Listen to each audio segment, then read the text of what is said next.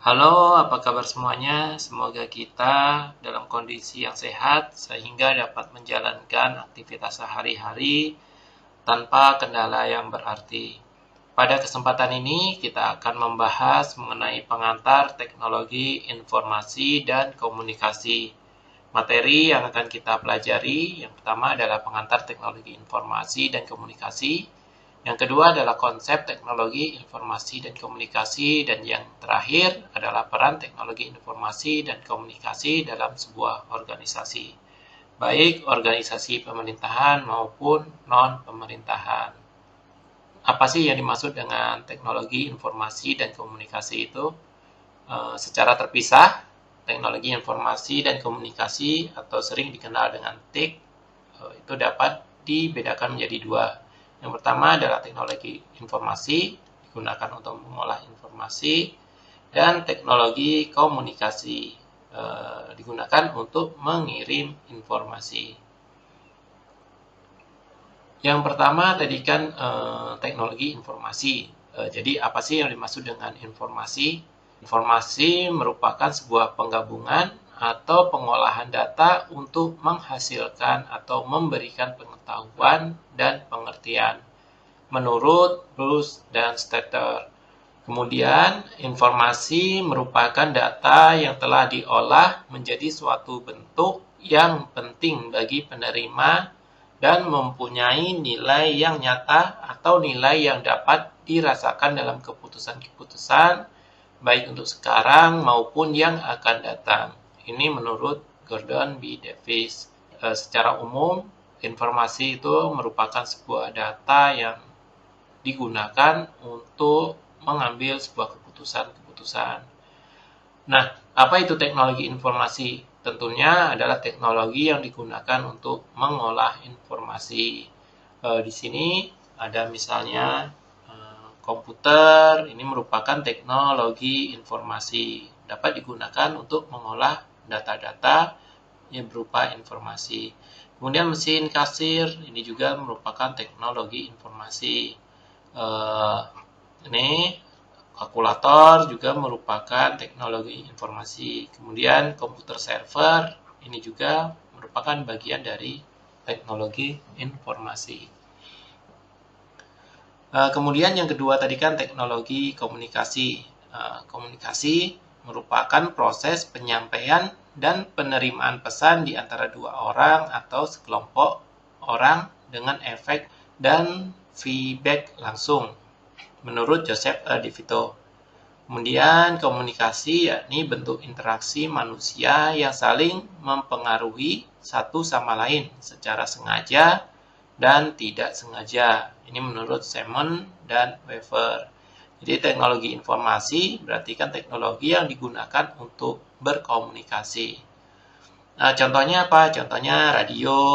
Radio ini merupakan teknologi komunikasi. Kemudian HP ini juga merupakan teknologi komunikasi. Ada TV, ini faksimiles, dan telepon. Ini merupakan teknologi komunikasi. Nah, ketika teknologi mampu mengolah informasi dan mengirimkan data atau untuk berkomunikasi, maka dapat dikatakan sebagai teknologi informasi dan komunikasi. Contohnya di sini misalnya laptop. Laptop ini merupakan teknologi informasi. Ini laptop ya, laptop merupakan teknologi informasi. Tetapi ketika laptop ini terhubung ke internet itu, maka laptop ini memiliki kemampuan untuk mengirim pesan. Maka dapat dikatakan bahwa laptop ini merupakan teknologi informasi dan komunikasi. Selain dia dapat mengolah informasi, dia juga dapat digunakan untuk mengirimkan data atau pesan atau untuk berkomunikasi. Begitu juga dengan tablet, misalnya tablet, HP. Ini merupakan teknologi informasi dan komunikasi. UNESCO sendiri mengartikan bahwa teknologi informasi dan komunikasi merupakan perangkat teknologi dan sumber daya yang beragam yang digunakan untuk mengirimkan, menyimpan, membuat, berbagi, atau bertukar informasi. Ini menurut UNESCO. Sedangkan secara umum dapat diartikan bahwa teknologi informasi dan komunikasi merupakan segala kegiatan yang terkait dengan pemrosesan, kemudian ada pengolahan, dan penyampaian informasi. Berarti ada 3 kata kunci. Yang pertama adalah memproses, mengolah, dan menyampaikan atau memindahkan informasi. Nah, ini yang disebut dengan teknologi informasi dan komunikasi. Nah, ini adalah contoh-contoh yang kita tampilkan tadi, teknologi informasi dan komunikasi. Kalkulator ini tadi kan merupakan teknologi informasi, tetapi bukan merupakan teknologi komunikasi. Begitu juga dengan mesin kasir, ini merupakan teknologi informasi. Sedangkan yang di sebelah kanannya ada faksimil, radio, kemudian TV, telepon, ini merupakan teknologi komunikasi. Tetapi bukan merupakan teknologi informasi. Kemudian ini tadi ada komputer, kemudian ada laptop, ada HP, ada komputer saver. Ketika perangkat ini terhubung ke internet dan dapat digunakan untuk saling berkomunikasi, maka dapat dikatakan bahwa keempat teknologi ini merupakan teknologi informasi dan komunikasi. Oke, jelas ya sampai di sini. Kita lanjut. Lalu kenapa sih kita perlu untuk belajar teknologi informasi dan komunikasi? Seperti yang kita ketahui, saat ini memasuki era revolusi industri 4.0. Nah, industri 4.0 ini yang menyokong apa sih? Jadi, era revolusi industri 4.0 ini diawali dengan yang namanya kebangkitan teknologi informasi dan komunikasi. Nah, dengan pesatnya perkembangan teknologi informasi dan komunikasi ini, maka muncul yang namanya era digital, di mana semua informasi dapat kita akses dengan mudah dan cepat. Sekarang apa sih yang tidak ada di Google gitu ya? Kalau kita cari di Google langsung ketemu informasi yang kita inginkan. Nah, inilah yang melatar belakangi kebangkitan era revolusi industri 4.0. Lalu apa sih karakteristik era revolusi industri 4.0 ini? Yang pertama adalah inovasi. Jadi saat ini setiap lembaga, organisasi berlomba-lomba untuk menemukan inovasi baru. Tujuannya banyak. Misalnya untuk kepentingan bisnis, kemudian untuk kesehatan, di bidang kesehatan juga banyak yang menemukan teknologi-teknologi baru. Nah, pada umumnya teknologi baru tersebut ya, menggunakan teknologi TIK atau teknologi informasi dan komunikasi. Kemudian adanya otomasi. Nah, otomasi ini apa? Sekarang banyak peran manusia itu mulai digantikan dengan yang namanya robot.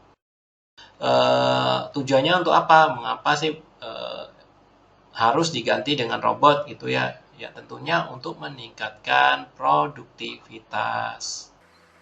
Kalau misalnya masih menggunakan tenaga manusia, itu kan ini kan terbatas tenaganya. Tapi ketika menggunakan robot, ini bisa 24 jam bekerja terus sehingga produktivitasnya meningkat.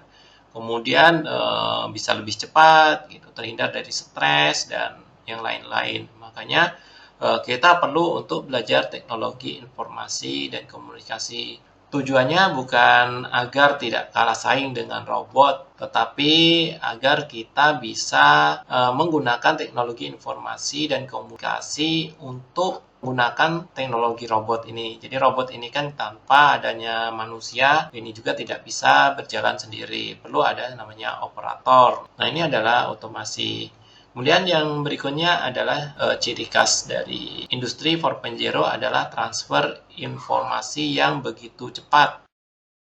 Jadi kalau dulu informasi kita harus berkirim surat butuh waktu yang lama, tapi sekarang dalam hitungan detik atau menit informasi yang kita kirim ke seseorang itu sudah sampai. Nah, ini adalah transfer informasi. Nah, ini adalah contoh-contoh kenapa kita harus belajar mengenai teknologi informasi dan komunikasi. Dulu ketika kita ingin berkirim surat, itu menggunakan kantor pos. Pada zaman Perang Dunia I, itu menggunakan namanya merpati. Nah, sekarang tidak perlu, kita bisa menggunakan yang namanya email. Kalau di sini butuh waktu, misalnya 1 minggu, nah, di sini butuh waktu 1 bulan, ini dalam hitungan menit sudah sampai. Nah, ini yang melatar belakangi mengapa kita harus belajar teknologi informasi dan komunikasi. Yang kedua, ini sebagai contoh, dulu setiap arsip itu diarsipkan dalam sebuah gudang khusus yang membutuhkan ruangan yang besar. Ketika kita ingin mencari arsip tertentu, kita harus duduk, kemudian kita buka satu persatu arsipnya. Ini membutuhkan waktu yang lama. Kita bongkar-bongkar dulu, kemudian kita cari. Nah, sekarang di era sekarang ada yang namanya e-arsip misalnya. Kita ingin mencari data atau arsip 10 tahun yang lalu gitu. Dapat ditemukan dalam hitungan detik atau menit. Nah, ini adalah kecanggihan dari teknologi informasi dan komunikasi. Contoh yang lainnya, misalnya waktu dulu ketika kita ingin makan, kita harus mengantri. Ini mengantri kalau lagi booming gitu ya. Tapi sekarang kita bisa memesan makanan dari rumah. Ini merupakan sebuah inovasi dengan memanfaatkan teknologi informasi dan komunikasi. Nah, ini dulu di era revolusi industri 3.0, pekerjaan itu banyak dikerjakan oleh yang namanya manusia. Ini berbaris gitu ya manusia. Nah, sekarang di era revolusi industri 4.0 ini mulai digantikan dengan yang namanya robot. Tujuannya ya lebih produktif. Kalau di sini bisa 24 jam bekerja tanpa henti, tapi kalau di sini kan paling 12 jam. Itu pun sudah keletihan. Nah, sekarang peran manusia, apa sih? Peran manusia adalah yang mengendalikan robot ini. Jadi kalau kita tidak belajar TIK, kita akan ketinggalan dengan orang yang mempelajari atau memiliki kemampuan teknologi informasi dan komunikasi. Oke, itu ya kira-kira kenapa kita perlu untuk belajar teknologi informasi dan komunikasi. Oke, lanjut. Lalu komponen apa saja sih yang ada dalam teknologi informasi dan komunikasi? Yang pertama yaitu adanya software. Ini software. Kemudian ada hardware, ada jaringan, internet. Kemudian ada database atau basis data. Kemudian ada komunitas atau orangnya. Kemudian ada prosedur. Prosedur ini nanti dituangkan dalam sebuah software. Kita bahas satu persatu. Jadi software merupakan sebuah komponen dari komputer yang berbentuk program atau sebuah prosedur atau kode-kode yang digunakan untuk menjalankan suatu fungsi tertentu. Nah, software sendiri dapat dibedakan menjadi dua. Kemarin sudah kita bahas ya mengenai ini. Yang pertama adalah sistem operasi dan yang kedua adalah aplikasi pendukung. Kita lanjut saja. Kemudian komponen yang kedua adalah hardware. Ini merupakan komponen fisik dari sebuah komputer atau teknologi yang lainnya. Nah, contohnya misalnya monitor, kemudian ada hard disk, ada power supply, ada micro SD, ada webcam, ada CPU, ada mainboard, itu ya ada RAM, ini RAM, ada mikroprosesor, kemudian VGA, ini VGA, ada flash disk dan ada kabel. Nah, ini merupakan komponen-komponen yang disebut dengan hardware atau perangkat keras. Kemudian komponen lainnya dari teknologi informasi dan komunikasi adalah adanya jaringan komputer. Nah, jaringan komputer sendiri itu ada yang namanya intranet, ini intranet. Kemudian ada yang namanya internet, ini yang namanya internet. Bedanya apa sih? Bedanya ketika suatu komunitas atau orang ini saling terhubung dengan satu kelompok, maka disebut dengan intranet. Contohnya misalnya di perguruan tinggi, di antara pegawai-pegawai, walaupun misalnya berbeda ruangan, tetapi mereka saling terhubung dengan suatu jaringan, maka dapat dikatakan dengan intranet. Kemudian ketika jaringannya itu diperluas hingga mencapai skala global, maka dapat dikatakan sebagai internet. Kemudian yang sedang berkembang saat ini ada yang disebut dengan cloud computing dan ada yang disebut dengan IoT. Cloud computing atau komputasi awan itu merupakan sebuah jaringan di mana ketika kita melakukan suatu pekerjaan, hasilnya itu langsung disimpan di dalam sebuah server yang terhubung ke internet tentunya. Jadi misalnya kita bekerja di komputer, di rumah, itu mengetik, kemudian filenya itu tidak disimpan di dalam komputer sini, tetapi disimpan di dalam sebuah server atau basis data yang terhubung ke internet. Kemudian file ini dapat diakses oleh perangkat yang lainnya, bisa melalui tablet, kemudian melalui ponsel, melalui laptop. Nah, ini yang disebut dengan cloud computing. Kemudian ada yang lain istilah yaitu Internet of Things atau IoT.